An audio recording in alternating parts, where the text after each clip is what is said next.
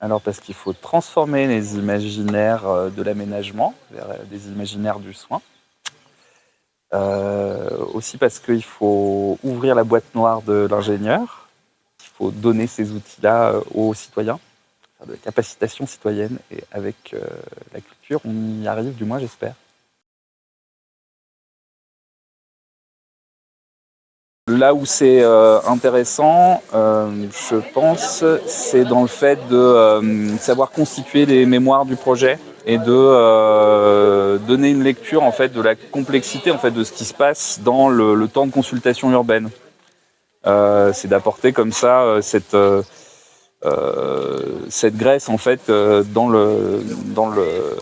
la perception du projet d'aménagement ou dans le temps du projet d'aménagement qui va permettre aussi d'en avoir une lecture plus fine et de savoir se positionner à bon escient.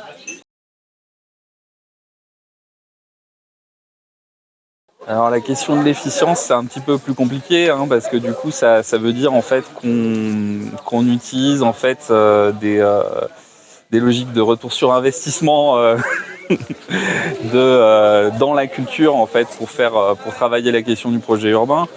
Et c'est vrai que c'est un peu compliqué d'utiliser en fait des critères d'évaluation qui sont ceux en fait je dirais soit de la communication, soit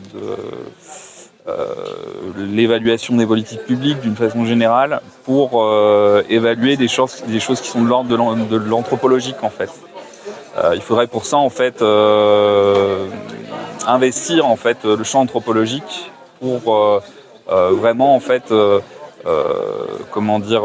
avoir une connaissance fine de ce qui peut se passer en fait d'intéressant dans le type de travail qu'on peut produire en fait en urbanisme culturel.